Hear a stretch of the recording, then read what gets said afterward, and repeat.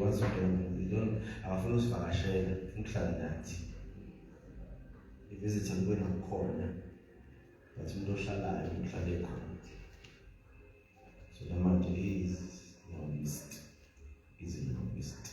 Hallelujah. Amen. Ukhuluma nje ngokushaya zimane sparring God's way. Jesus going dirty. You shall lack nothing. You shall lack nothing. Hallelujah. Amen. You shall lack nothing. No man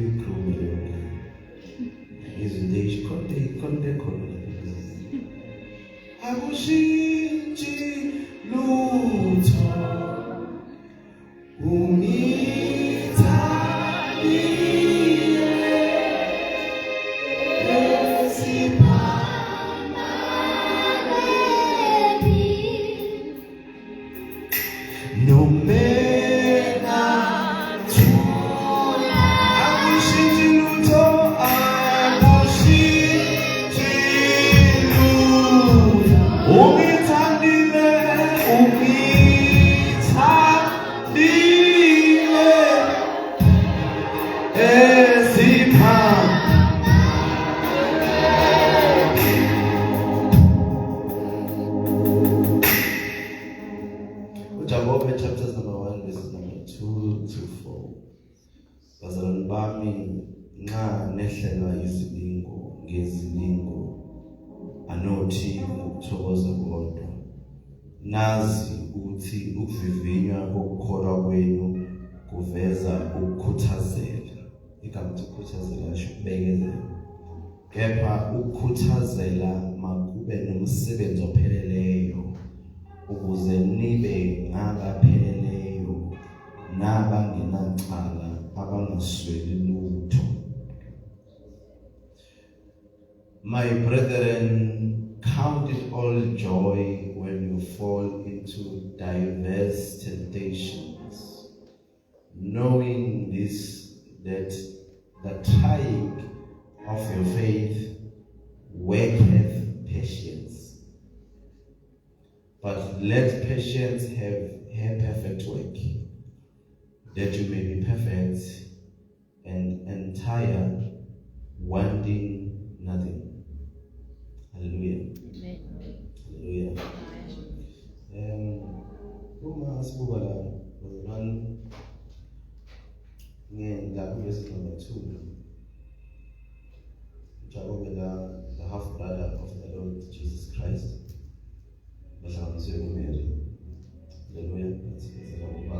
He was a sibling of the Lord. According to Matthew 13 verse 55, Romans 6 verse 3.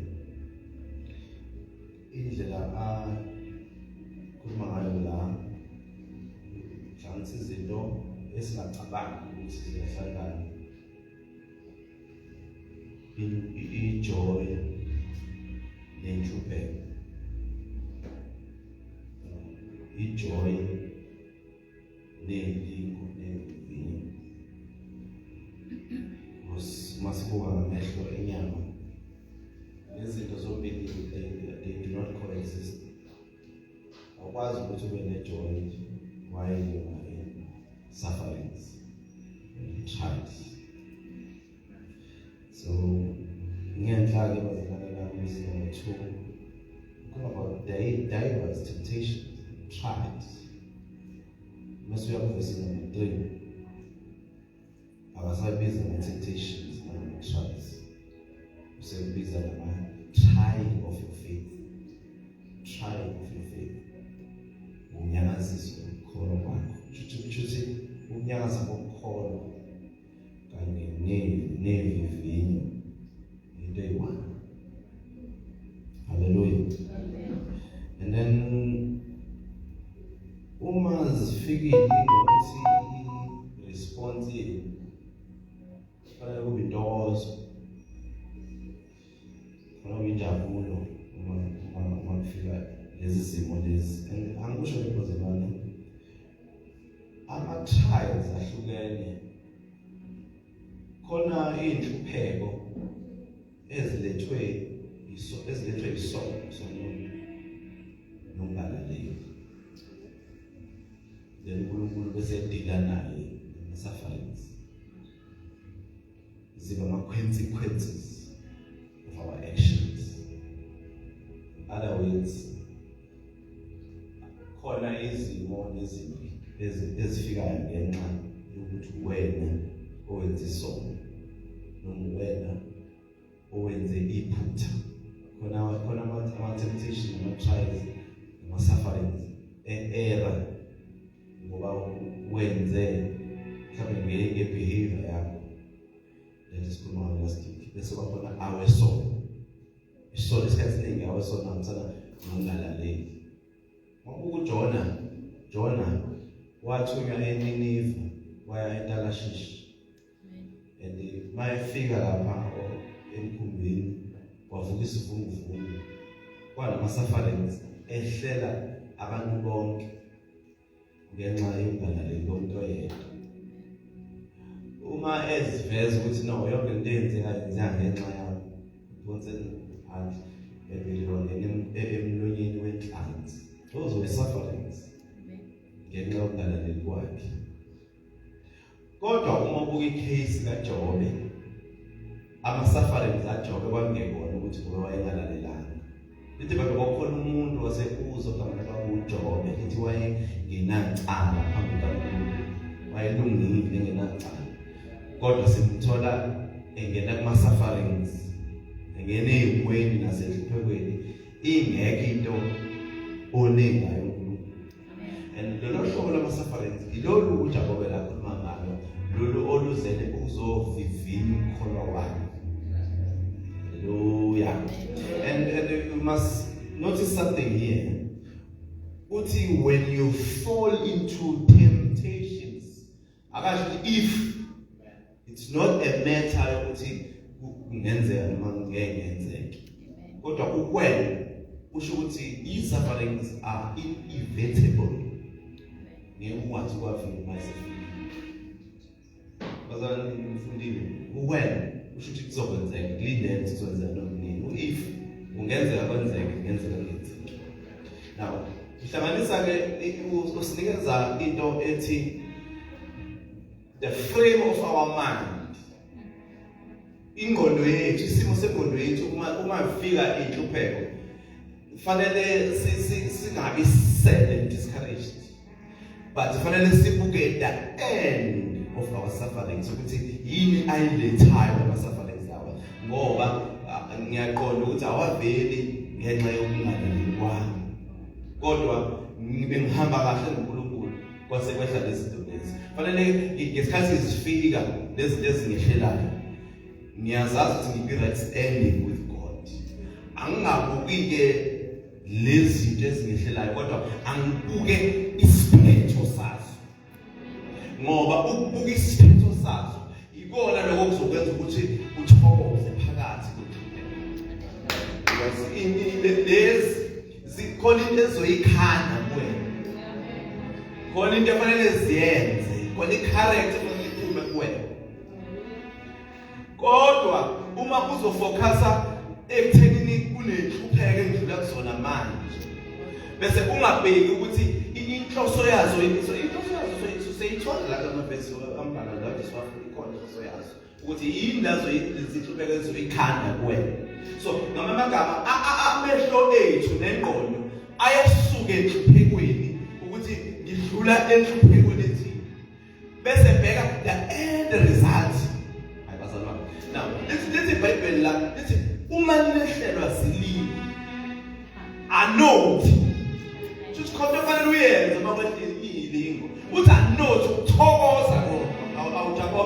kanjani kwehla ilingo bese mina ngithi ukuthokoza kodwa. Hallelujah. Praise the name of Jesus. So we must not sink in a sad frame of mind. Uma kwehla ilingo. Ngoba sasonanga sithuthi. By suffering bazalwane in the way of righteousness, we are siseva icebo loNkulunkulu embusweni wakhe. Khona into uNkulunkulu asuke efuna ukuyikhanda ebizwa ngecharacter. Hallelujah.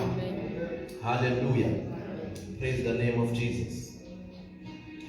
So akuzona-ke inhlupheko lezi ukukhuluma ngazo kancane bese ngingena ekugcineni ngikhuluma ngesiphiso sikaNkulunkulu nokuthi you shall lack nothing. You shall lack nothing.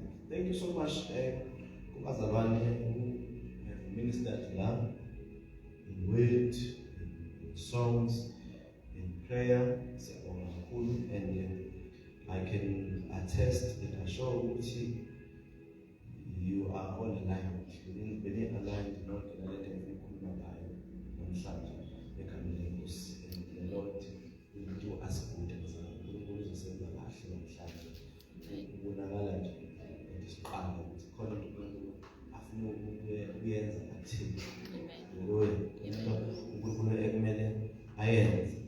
No, so we quote Joel as one of the people behlelwe yilezi kuphela akhuluma ngazo njalo phela ukuthi anobiza ukuthi thokoza kodwa.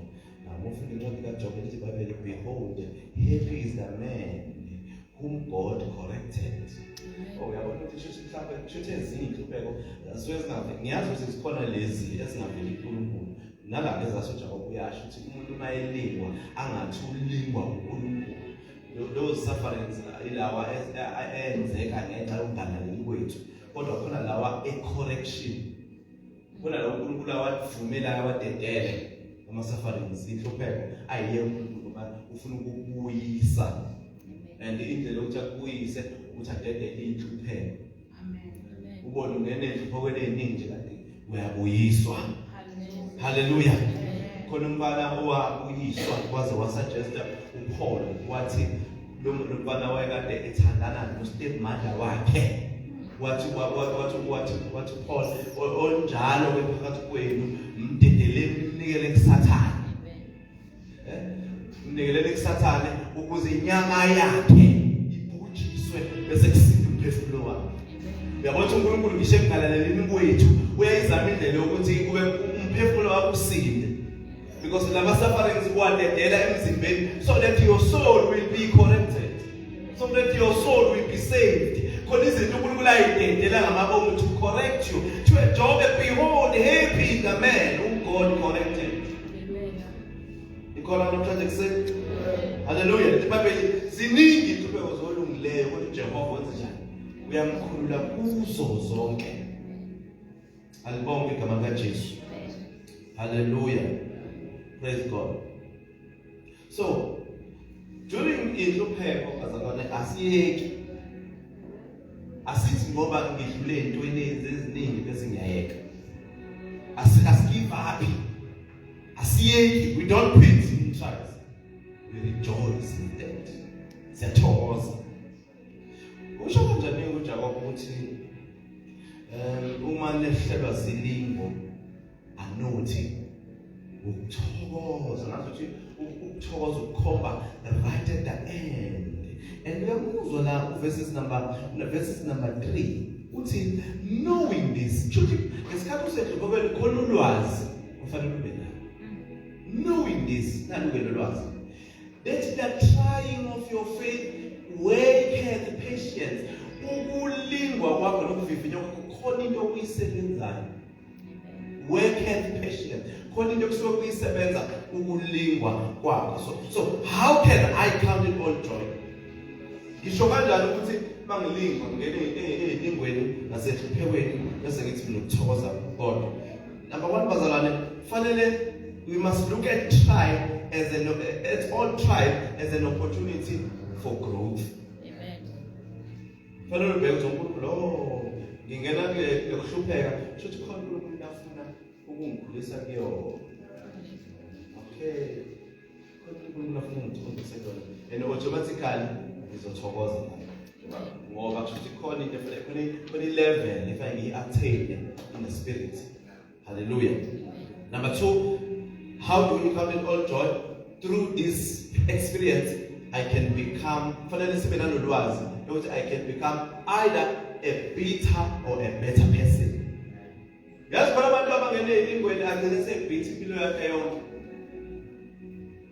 kanti ngesikhathi ungena fanele uzitshele wena ukuthi no, okay, this situation it either izongenza ngibe bitter or better. I choose to be better because there is a better version of myself. uNkulunkulu aseyibonile kodwa leyo version ayikho la, ilapha ya ekupheleni kwamaqala. That's why fanele abazalwane ama-trials ezinye inhlupheko singathandazela sithi ayiphele ukuthi Nkosi ngisize sidlule, kodwa singadluli ngoba fanele uyiqede. Khona inhlupheko fanele udlule kuzona uyiqede. Verses number 4. Khona uzobona ukuthi inhlupheko ine-period. Sakuthandazela thina umthandazo wethu ukuthi ukwazi ukubekezela kuzo inhlupheko. Kodwa ukuthi uNkulunkulu akhe khona amasafari ngizobe uphume kuwona ukhishwe umthandazo wethu. Hallelujah. Amen. Ekufanele uwa-enjoy. You must enjoy them. Amen. Ngoba khona into uNkulunkulu afuna ukuthi yakheke ngawo. Ngoba once wakukhipha singakungabi isikhathi. Khona into engeke yakheke kuwena kanti uzoyithola kanti kuma-sufferings. Ingakho kuthiwa rejoice in all these sufferings. Amen. Verses number 4. Kepha ukubekezela makube nomsebenzi ophelele. Yabo? Kusho ukuthi during these trials yekela ama-trials afinyelele aqede isizini yawo kuwena. Listen, but let patience have her perfect work.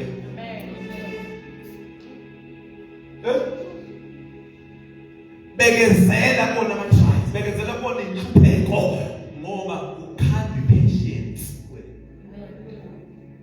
Hallelujah. So in trials you can choose to walk in the spirit or give over your flesh. Hallelujah.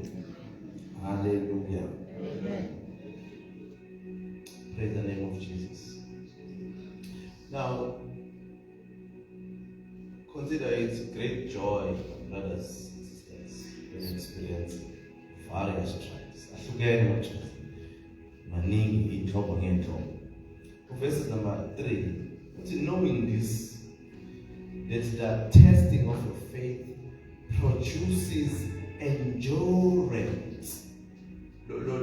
Lokuvivinywa nalokuhlushwa kwakho kuzoletha igrace yokubekezela. Hallelujah. Angisiyazi sibazalane i-patience ne-endurance. Any Bible izothi perseverance, bekezela konke lokho. Kuyisithelo sakamoya. Kuyisithelo sakamoya. Futhi in sufferings udinga ukuthi udevelop lesithelo lesi. Naso uma sesikhona khona okunye sizalayo. Isithelo sokubekezela. Khona lesizalayo. Esokhuluma nganje kafushane bese siyathandaza. Hallelujah. Jesu uthi kumufunda uLuka chapter 19 verses number 21. Luka chapter 19 verse 21.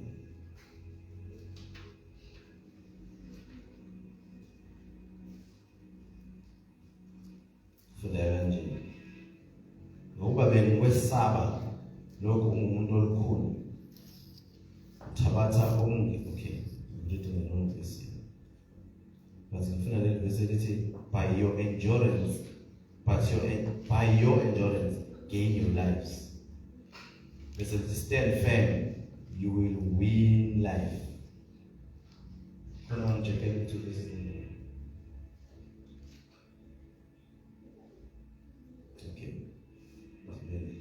But the verse, by your endurance, gain lives, gain your lives. You gain your life. Hallelujah. You gain your life. Stand firm, you will win life. Hallelujah. Ukulimba nokuhlosha nokuvivinywa kuletha ukubekezela.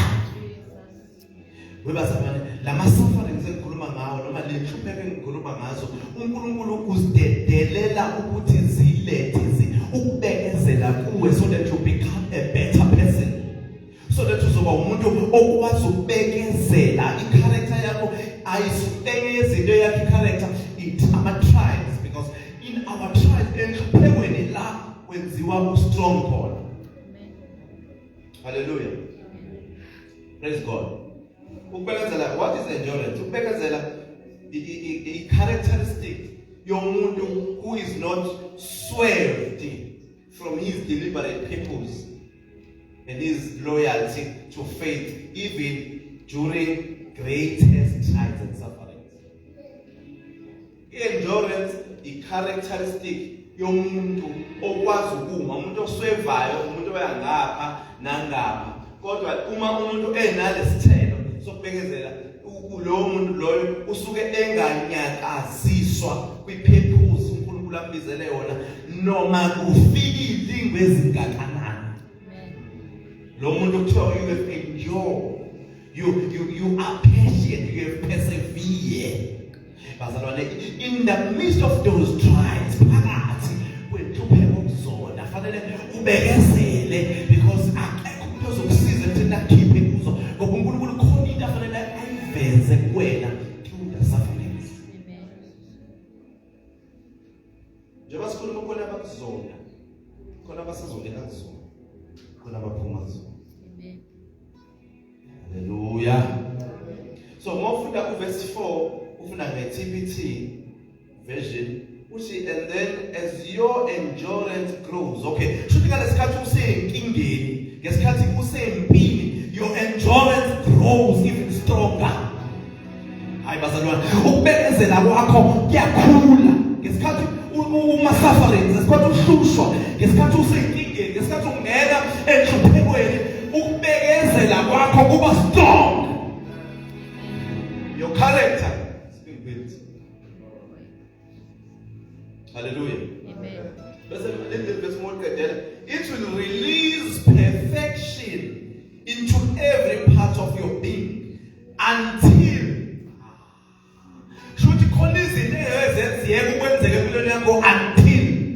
kunama sufferings uNkulunkulu angekabasuse kunokweswele uNkulunkulu angekakususe kunenhlupheko ezisuswe until there is nothing missing, until there is nothing lacking, until you attain that level empilweni yakho where you don't cry ngokungenasisikwa, where you don't cry ngokugula. Hallelujah. There is a level that God wants us ukuthi siphile kuyo, i-level levukhuluma ngayo, ile level ethi until nothing is missing and nothing is lacking.